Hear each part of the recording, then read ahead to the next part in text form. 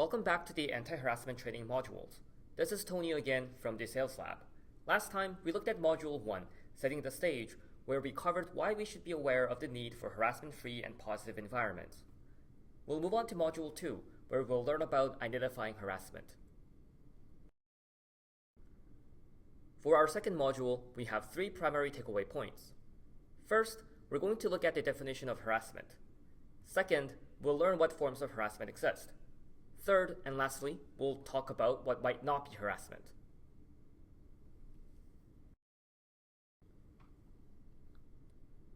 Let's tackle the first objective, defining harassment. First and foremost, while there are many definitions of harassment, the one we're going with in our module is any unwelcome behavior in the form of repeated or unwanted conduct that affects a person's dignity, psychological or physical integrity, and that results in a harmful environment for that person. This definition isn't long and complex just to confuse us, but as we'll see soon enough, the definition is meant to cover a large ground of experiences that could be considered as harassment. Further, we want our definition to be able to distinguish harassment from behaviors that are not.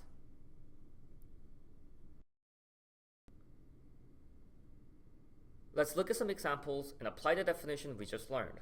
The following are some specific examples of harassments: constantly interrupting a person to prevent them from expressing themselves, mocking a person about their idea to destabilize them, frequent unfair assignment of work and responsibilities to harm one's performance, making remarks or jokes about sex or sexual orientation despite being advised such are offensive.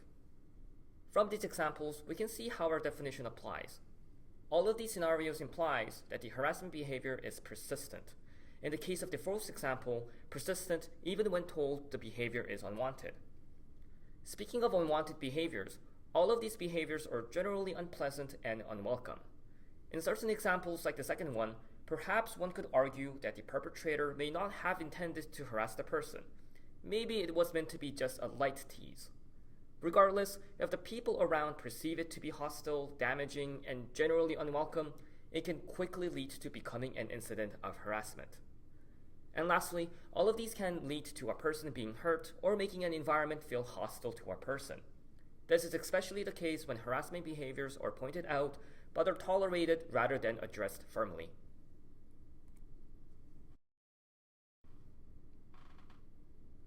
There are words and ideas closely related to harassment. None of these are acceptable in a professional environment, including in educational settings for health sciences students. Some of these words are discrimination, bullying, abuse, intimidation. We won't have time to take a deep dive for all of these words, but there are some important takeaway points.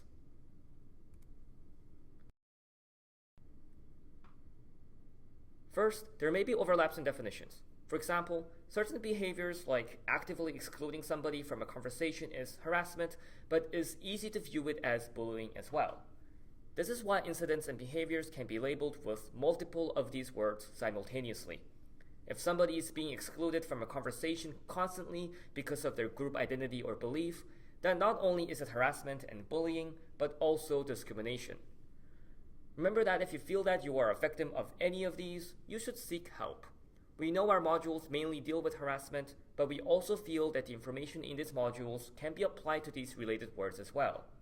Our future modules will have more information on how to deal with harassment.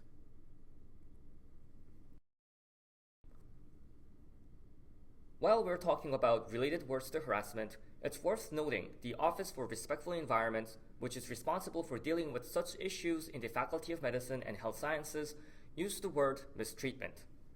It's defined as disrespectful or unprofessional behavior directed at a learner or a group of learners that has a negative effect on the learner or the learning environment. The definition gives examples such as making demeaning, offensive, belittling, and disrespectful comments, using abusive language, engaging in bullying, harassment, and discrimination. So yes, organizations and people can use many different words to essentially describe the same thing. While we of course acknowledge the use of other terms such as mistreatment, in our module, we'll be sticking with the term harassment.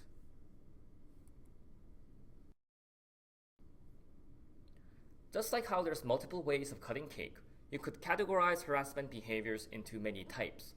In our context, we'd like to highlight 4 big groups of harassment: sexual harassment, psychological harassment, harassment based on discrimination, and online harassment.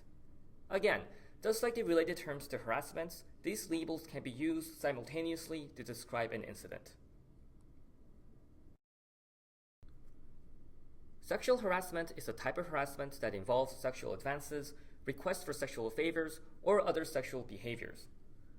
While harassment usually is a set of repeated unwelcome behaviors, a single severe instance may still be considered as harassment. This may be especially salient with sexual harassment. The following are some examples of sexual harassment: remarks, jokes, or innuendos about sex or sexual orientation, sexually suggestive or obscene comments or gestures, distribution of inappropriate or offensive sexual content, leering, unwelcome advances, invitations, inquiries, and touching, and lastly, sexual assault. Psychological harassment is essentially our typical definition of harassment: repeated unwelcome behavior that negatively impacts a person's psychological well-being. Psychological harassment is usually the type of harassment most people think of when they hear the word harassment. Some examples of psychological harassment include excluding and isolating a person, spreading rumors, undermining and discrediting a person, threatening or attacking a person, unjustifiable criticism or derogatory remarks, and preventing a person from expressing themselves. Next, we have harassment based on discrimination.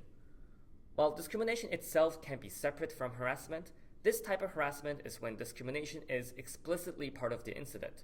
It targets a person or groups of persons based on specific group membership, such as race, sex, gender, pregnancy, sexual orientation, civil status, age, religion, political conviction, language, and so on. Examples of this type of harassment include jokes or remarks that degrades or insults a person based on a specific membership, display of racially degrading pictures, graffiti, or objects in the workplace, active exclusion of persons based on a specific membership, and unfair allocation of work and responsibilities based on a specific membership.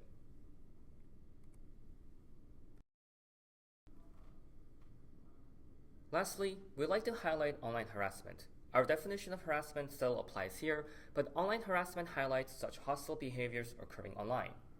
As we all know, digital means of communication such as tweets, social posts, and group chats on various chat applications has a huge presence in our everyday lives. We'd just like to emphasize that sexual and psychological harassment, as well as harassment based on discrimination, can all occur through this online and digital space. Someone's social media page or an unofficial students group chat can be viewed as something that exists outside of our professional and educational environments. However, it's important to still realize and reflect on how harassment outside of a workplace or a classroom can still lead to damaging outcomes. Our behaviors on social media, texting and chat apps, and even on emails is something we can all start thinking about. It's important to know what isn't harassment. Working and training in the field of health sciences can be tough and challenging. Trainees and students are supposed to receive constant constructive feedback, be often pushed to learn new complex skills, and improve their current performance in a short amount of time.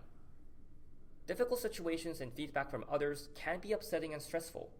We could even see our definition of harassment being applicable to some scenarios. Behaviors repeat, they may be unwanted or be perceived as hostile, and have negative consequences for one's psychological well-being. In this case, it's important to focus on the intention and the way of delivering messages. That is, a constructive feedback's intention is to educate us and improve our performance as students and trainees. This is something that we should all want. However, if the way of delivering this is inappropriate, such as needlessly shouting at someone, constantly belittling a person for tiny mistakes, or making remarks that not only gives feedback to the performance but also insults the person as a whole, all of these may be indeed harassment. We will cover how to deal with harassment in future modules, but a quick tip for now would be to try to open a communication channel if possible. That about wraps up our module for identifying harassment. Let's meet in our third module where we'll look at understanding the causes and costs of harassment. See you there.